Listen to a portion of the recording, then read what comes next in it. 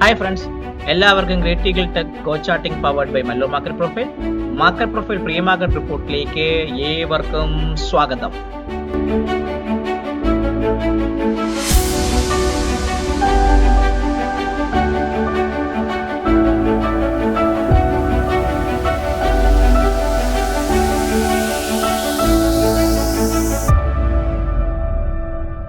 ഇന്ന് അടിപൊളി ദിവസമായിരുന്നു കേട്ടോ. വളരെ ഹാപ്പിയോടുകൂടി സംസാരിക്കുന്നു. നല്ല കിഡിലൻ ട്രേഡ് കിട്ടിയ ദിവസമായിരുന്നു. ഇനിഷ്യൽ മോർണിംഗിൽ തന്നെ എൻ്റെ ട്രേഡ് ഗ്രൂപ്പിലവർക്ക് ഞാൻ പറഞ്ഞായിരുന്നു, 10-15 ഒക്കെ ആയപ്പോൾ പറഞ്ഞായിരുന്നു ലഗാർഡ് സെൻറ്റർ ആയിട്ടുണ്ട്, മാർക്കറ്റ് ഇനി താഴോട്ട് പോകില്ല എന്ന് പറഞ്ഞു. അതിനർത്ഥം എന്ന് വെച്ചാൽ നമ്മൾ മാർക്കറ്റ് ഇനി താഴേക്ക് പോകില്ല എന്ന് തന്നെയാണ്. ഉഗ്രൻ ട്രേഡായിരുന്നു. ഉഗ്രൻ ട്രേഡ്. നിങ്ങൾ നോക്കിയേറിയാൽ നിഫ്റ്റി മോർണിംഗിൽ തന്നെ പി ഒ സിയുടെ ഭാഗത്തേക്ക് ഓപ്പൺ ചെയ്ത് താഴെ 26,000 പൊട്ടി. ഫസ്റ്റ് ടാർഗറ്റ് 25,942 വന്നു. സെക്കൻഡ് ടാർഗറ്റ് സ്മൂത്ത് ട്രേഡ് ആയിരുന്നു. ATM മെഷീൻ പ്രിന്റ് ചെയ്യുന്നത് പോലെ ഇന്ന് ട്രേഡിംഗിൽ പ്രോഫിറ്റ് കിട്ടിയെന്ന് വിചാരിക്കുന്നു.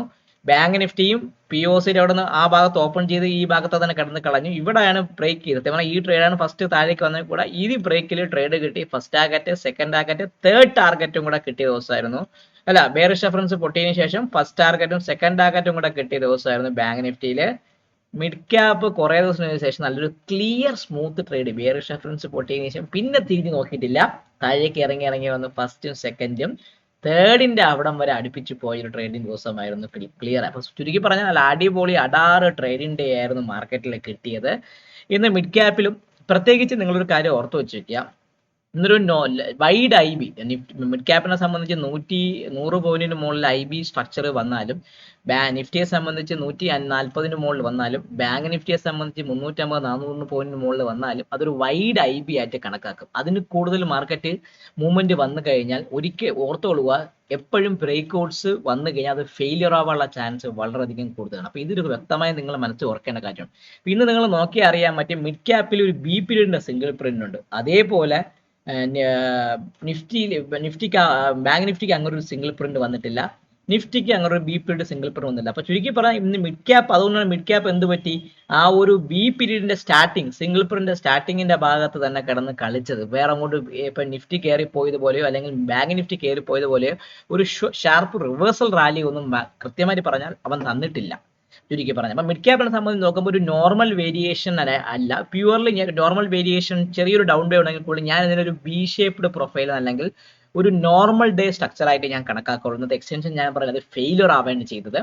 നമ്മളെ മെന്ററിംഗ് ബാച്ചിലുള്ളവർക്ക് അറിയാൻ പറ്റും നോർമൽ ഡേയിൽ എങ്ങനെ ട്രേഡ് ചെയ്യണം, ഏത് ട്രേഡ് സെറ്റപ്പ് ചെയ്യണം എന്നൊക്കെ വ്യക്തമായിട്ടൊരു clear cut off blueprint നമുക്കുണ്ട്. നോർമൽ ഡേക്ക് എവിടെ ട്രേഡ് എടുക്കണം, റൊട്ടേഷൻ എങ്ങനെ ട്രേഡ് ചെയ്യണം, ഏതൊക്കെ രീതിയിൽ ട്രേഡ് ചെയ്യണം, അങ്ങനെ കുറേ കാര്യങ്ങൾ നമ്മുടെ നോർമൽ ഡേ സ്ട്രക്ചറിലുണ്ട്. സോ മെന്ററിംഗ് ബാച്ചിലുള്ള ആൾക്കാർക്ക് അത് വ്യക്തമായിട്ട് അറിയാം, അത് എങ്ങനെ സ്ട്രക്ചർ ചെയ്ത് ട്രേഡ് ചെയ്യണം എന്നൊക്കെ കൃത്യമായിട്ട് ഞാൻ പഠിപ്പിച്ചു കൊടുത്തിട്ടുണ്ട്. അത് പ്രകാരം ഇന്ന് നിഫ്റ്റി നോക്കിക്കഴിഞ്ഞാൽ അച്ചട്ട് പോലെയാണ് അവൻ പോയത്. കൃത്യമായിട്ട് പറഞ്ഞ ആ ഒരു അച്ചട്ട് രീതിയിലാണ് നിഫ്റ്റി കൃത്യമായിട്ട് പോയത്. അപ്പൊ നമുക്ക് നോക്കുകയാണെങ്കിൽ മിഡ് ക്യാപ്പിനെ സംബന്ധിച്ച് പോയാണെങ്കിൽ ഒരു നോർമൽ ഡേ എന്ന് വേണമെങ്കിൽ ഞാൻ പറയാം. പലരും പറയാം അതൊരു നോർമൽ വേരിയേഷൻ ഡൗൺ ഡേ ആണെന്നൊക്കെ പറയാം. ഞാനത് ഡിഫർ ചെയ്യുന്നുണ്ട്. I say it's A normal day ആണ്. ഒരു ബി പീരീഡ് സിംഗിൾസ് ഉണ്ട്, വളരെ ഇമ്പോർട്ടന്റ് കാര്യമാണ്. ബിയിൽ ഒരു സിംഗിൾ പ്രിന്റ് വന്നു കഴിഞ്ഞാൽ അത് ഒരു സിയിലോ ഡിയിലോ അല്ലെങ്കിൽ അപ് ടു ഇയിൽ വരെ മാക്സിമം, ജി വരെ മാക്സിമം നോക്കാം. ജിയിൽ അത് റിവേഴ്സ് വന്നിട്ടില്ല എങ്കിൽ that will be A strong selling area ആയിട്ട് ആക്ട് ചെയ്യും. അപ്പൊ ചുരുക്കി പറഞ്ഞാൽ ബിയിൽ മിഡ് ക്യാപ്പിനെ സംബന്ധിച്ച് 13,940 എന്ന് പറഞ്ഞ സ്ട്രോങ് സെല്ലിംഗ് ഏരിയ ആയിട്ട് എനിക്ക് ആക്ട് ചെയ്യാനുള്ള ചാൻസ് നാളത്തേക്കും കൂടുതലാണ്. അപ്പം ഇനി നമുക്ക് ഫ്രഷ് സെൽ എന്ന് പറഞ്ഞാൽ 13,820 താഴെ മാത്രമേ ഇനി ഫ്രഷ് സെല്ലുള്ളൂ. അപ്പം ഇന്നത്തെ പി ഒ സി വന്നേക്കുന്നത് 13,859 ഭാഗത്താണ് ഇന്നത്തെ പി ഒ സി വന്നേക്കുന്നത്. നമ്മൾ ഇനി ഫ്രഷ് സെല്ലിങ്ങിനെ കുറിച്ച് ചിന്തിക്കുന്നുണ്ടെങ്കിൽ 13,820 താഴെ മാത്രമേ സെല്ലിംഗ് ഉള്ളൂ. അപ്പൊ ഞാൻ ആദ്യം എന്ത് ചെയ്യാം, മിഡ് ക്യാപ്പിനെ സംബന്ധിച്ചുള്ള ആ റെഫറൻസിന്റെ കാര്യങ്ങളൊന്ന് ഞാൻ മാർക്ക് ചെയ്ത് വെക്കാം.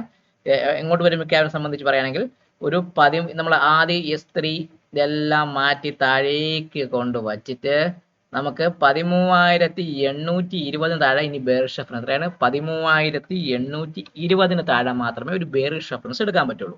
നമ്മുടെ പി ഒ സി നിൽക്കുന്ന 13,859. പി ഒ സി നമുക്ക് ഞാൻ ആദ്യം ഒന്ന് താഴേക്ക് കൊണ്ടുവരാം. 13,859 ഭാഗത്തേക്ക് പി ഒ സി കൊണ്ടുവന്നു. അപ്പൊ ചുരുക്കി പറഞ്ഞാൽ ആ ഭാഗത്ത് അടുപ്പിച്ചൊക്കെ തന്നെ മാർക്കറ്റ് ക്ലോസ് ചെയ്തിരിക്കുന്നത്.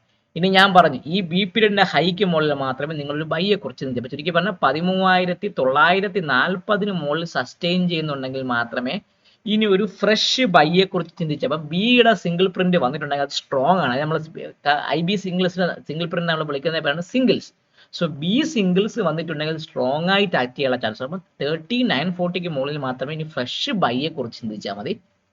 അങ്ങനെയാണെങ്കിൽ അവൻ എവിടം വരെ പോവാം? ഒരു ഹാഫ് ബാക്ക് അല്ലെങ്കിൽ 13989 വരെ പോവാം. എത്രയാണ്? 13,989 ഭാഗത്തേക്ക് ഒരു ഹാഫ് ബാക്ക് പോലെ മൂവ്മെന്റിലേക്ക് പോവാം. അതിന് മുകളിൽ ഇന്നലത്തെ POC 14,030 ഭാഗത്തേക്ക് എത്രയാണ്? 14,030 14,030 14,030 ഭാഗത്തേക്ക് പോകാനും അതിന് മുകളിൽ സസ്റ്റെയിൻ ചെയ്യുന്നുണ്ടെങ്കിൽ എന്നെ സംബന്ധിച്ച് പറയുകയാണെങ്കിൽ 14,000 ഇന്നലത്തെ ഡീപ്പ് ഫെയിലിയർ വന്ന ഭാഗമായ 14,065 R3 എന്ന് പറയുമ്പം 14,065 വരെ 14,065 വരെ പോവാനുള്ള ചാൻസ് നിഫ്റ്റിയെ സംബന്ധിച്ച് വളരെയധികം ചുരുക്കി പറഞ്ഞാൽ 14,940 മുകളിൽ 13,940 മുകളിൽ മാത്രമേ ബൈയെ കുറിച്ച് ചിന്തിച്ചാൽ മതി. അത് 989 14,030 14,065 എന്ന് പറഞ്ഞ ഭാഗത്തേക്ക് പോവാനുള്ള ചാൻസ് വളരെയധികം കൂടുതലാണ്. അപ്പം ഇതാണ് നമ്മൾ അപ്വേർഡ് ലെവൽസ്. ഇനി 13,820 പൊട്ടിയാൽ എങ്ങനെ പോകുമെന്നല്ല നിങ്ങൾ ചോദിക്കേണ്ടത്. 13,820 വളരെ ഇമ്പോർട്ടന്റ് ആയ ഒരു ഏരിയ ആണ്. 13,820 പൊട്ടുകയാണെങ്കിൽ ഫസ്റ്റ് ടാർഗറ്റ് എന്ന് പറഞ്ഞാൽ ഇന്നലത്തെ POC അല്ലെങ്കിൽ ഈ ഒരു ഇമ്പോർട്ടന്റ് ഏരിയ ഈ ഒരു ഭാഗത്തേക്ക് 13,773 വരെ വരാൻ ചാൻസ്. 13,773 ഇൻസൈഡ് ഇൻ ബിറ്റ്വീൻ ചെറിയൊരു POC സപ്പോർട്ട് ഉണ്ടെങ്കിൽ കൂടി 13,773 വരെ വരാനുള്ള ചാൻസ് കൂടുതലാണ്. ഈ 13,773 പൊട്ടുമെങ്കിൽ അടുത്തത് നമ്മുടെ ഈ ഒരു പി ഷേപ്ഡ് പ്രൊഫൈലിന്റെ ലോവർ സ്ട്രക്ചറായ 13,725 വരെ വരാം. അത്രയാണ് 13,725 വരെ വരാം.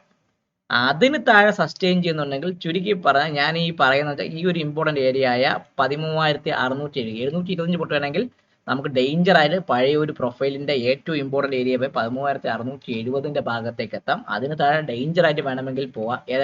ഈ POC ഒക്കെ വേണമെങ്കിൽ ടെസ്റ്റ് ചെയ്യാൻ ചുരുക്കി പറഞ്ഞാൽ 13,725 പൊട്ടാതെ നോക്കാൻ മിഡ് ക്യാപ്പിൽ ശ്രമിക്കുക. പൊട്ടിയാൽ നല്ല മൂവ്മെന്റ് കിട്ടും. ഇതാണ് നമ്മളെ മിഡ് ക്യാപ്പിനെ സംബന്ധിച്ചുള്ള ഒരു കൃത്യമായ ഒരു ട്രേഡ് സെറ്റപ്പ്. 13,820 പൊട്ടുകയാണെങ്കിൽ ഫില്ലിംഗ് നടക്കാനുള്ള ചാൻസ് വളരെയധികം കൂടുതലാണ്. ചുരുക്കി പറഞ്ഞാൽ ബി സിംഗിൾസ് ആക്റ്റീവായ ഒരു ട്രേഡ് പ്രൊഫൈലാണ് മിഡ് ക്യാപ്പിനെ സംബന്ധിച്ച് വന്നത്. പിന്നെ നമ്മൾ നോക്കുന്ന സമയത്ത് നിങ്ങൾ നോക്കി അറിയാൻ പറ്റും മിഡ് ക്യാപ്പിൽ അങ്ങനെ ഈ പീരീഡിന്റെ ഒരു കോമൺ ആയി പോകുന്ന ഈ പീരീഡ് ട്രേഡ് സെറ്റപ്പ് ഒന്നും സക്സസ് ആയിട്ടില്ല. കാരണം ഈക്ക് മുകളിലും പോയി ഈക്ക് ലോവർ ലെവലിലും പോയുണ്ട്.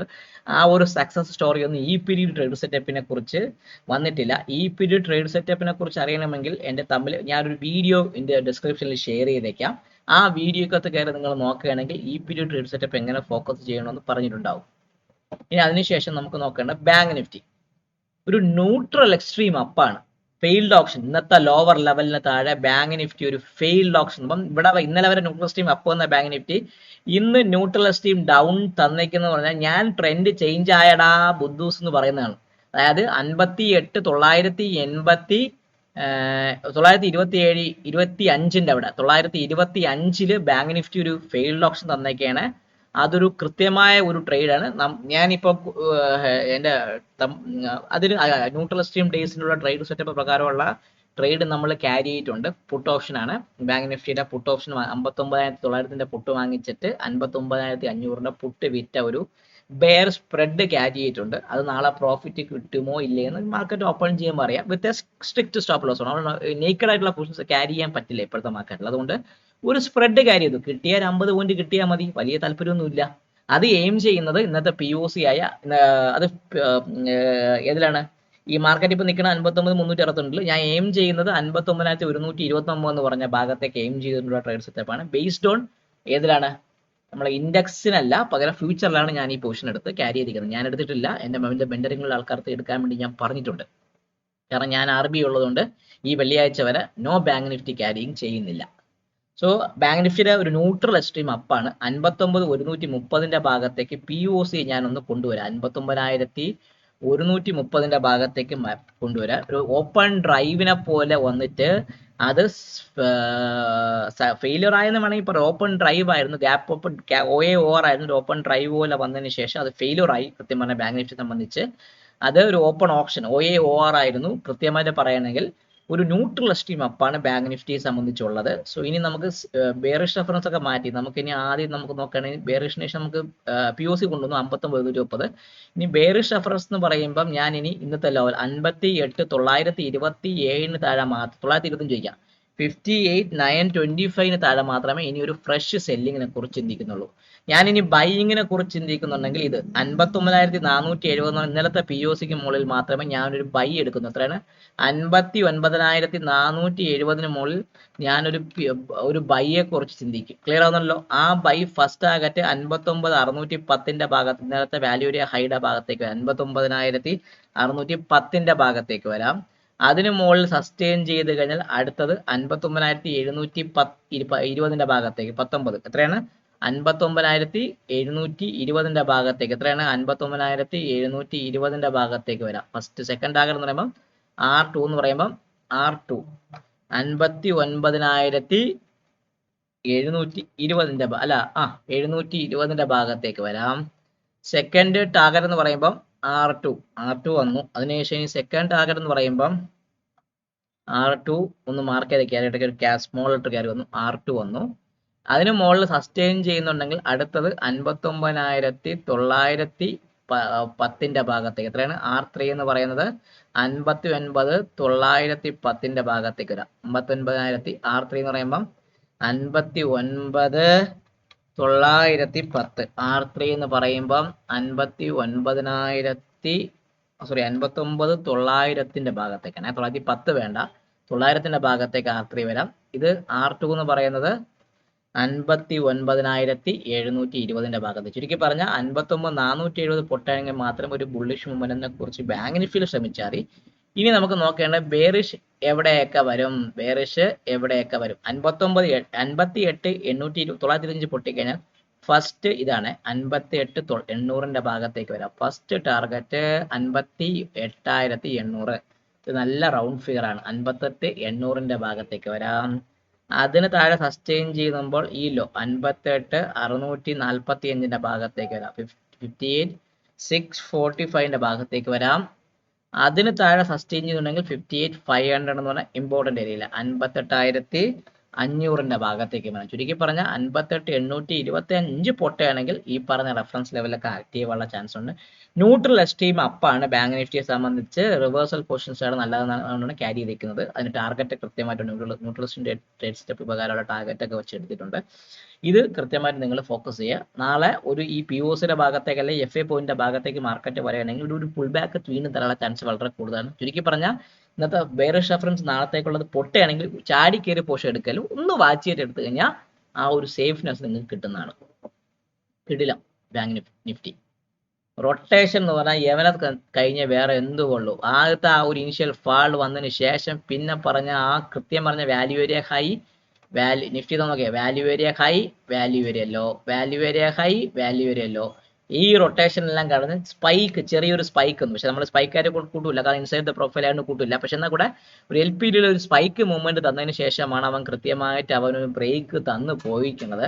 അപ്പം ഇനി നമുക്ക് നോക്കേണ്ട ഇന്നലത്തെ ഈ POCക്ക് മുകളിൽ സസ്റ്റെയിൻ ചെയ്യുന്നെങ്കിൽ മാത്രമേ ഒരു ബൈയെ കുറിച്ച് നമ്മൾ ചിന്തിക്കുന്നുള്ളൂ. അപ്പം ഇന്നത്തെ POC വന്നിരിക്കുന്നത് 25,938 ഭാഗത്തേക്ക് POC വന്നു. അപ്പം ഞാൻ താഴത്തേക്ക് ആദ്യം S1 S2 S3 എല്ലാം ഒന്ന് മാറ്റി വെച്ചിട്ട് POC 25,938 ഭാഗത്തേക്ക് ഞാൻ POC ആദ്യം കൊണ്ടുവരാം. 25,932 സ്ഥാനത്തേക്ക് ഞാൻ POC ഒന്ന് കൊണ്ടുവന്നു. ഇനി ബെയറിഷ് റെഫറൻസ് എന്ന് പറയുമ്പോൾ 25,900 താഴെ മാത്രമേ ഞാൻ സെല്ലിങ് എടുക്കുന്നത്. 25,900 താഴെ സസ്റ്റെയിൻ ചെയ്താൽ മാത്രമേ ഒരു സെല്ലിങ്ങിനെ കുറിച്ച് ഞാൻ ചിന്തിക്കുന്നുള്ളൂ. ഇനി ബുള്ളിഷ് മൂവ്മെന്റ് എന്ന് പറയുമ്പോൾ 26,044 മുകളിൽ മാത്രമേ ഞാൻ ബൈ ഉള്ളൂ. അപ്പം 26,044 മുകളിൽ ബൈയും 25,900 താഴെ സെല്ലിങ്ങിനെ കുറിച്ച് ചിന്തിക്കാം. 26,044 മുകളിൽ നിൽക്കുന്ന ഫസ്റ്റ് ടാർഗറ്റാണ് ഇന്നലത്തെ വാല്യൂ ഏരിയ ഹൈ 26,092 26,092 ഭാഗത്തേക്ക് വരാം. ഫസ്റ്റ് ടാർഗറ്റ് അവിടെയാണ്. അതിന് മുകളിൽ അടുത്തതെന്ന് പറയുമ്പം അടുത്തത് 26,136 നമ്മളൊരു ഇമ്പോർട്ടൻറ്റ് വാല്യൂ ഏരിയ ലോയുടെ ഭാഗത്ത് 26,136. അതിന് മുകളിൽ സസ്റ്റെയിൻ ചെയ്യുന്നെങ്കിൽ നമ്മുടെ മെനയാന്നത്തെ POC തിങ്കളാഴ്ചത്തെ POC ആയ 26,183 ഭാഗത്തേക്കും പോകും. എത്രയാണ്? 26,183 ഭാഗത്തേക്കും പോകാം. R3 എന്ന് പറയുമ്പോൾ 26,183 ഭാഗത്തേക്കും പോകാം. ചുരുക്കി പറഞ്ഞാൽ ഈ ഒരു റെഫറൻസ് ലെവലുകളായിരിക്കും കൃത്യമായിട്ട് മാർക്കറ്റിൽ വരുന്നത്. അപ്പം നിങ്ങൾ ഈ റെഫറൻസ് ലെവൽ കൃത്യമായിട്ട് മാർക്ക് ചെയ്യുക. ഇനി താഴേക്കുള്ള ലെവൽ 25,900 പൊട്ടിയാൽ എങ്ങോട്ട് പോകണമെന്ന് കൃത്യമായിട്ട് അറിയണമല്ലോ. അതപ്പോൾ ആദ്യം നമുക്ക് അത് നോക്കാം.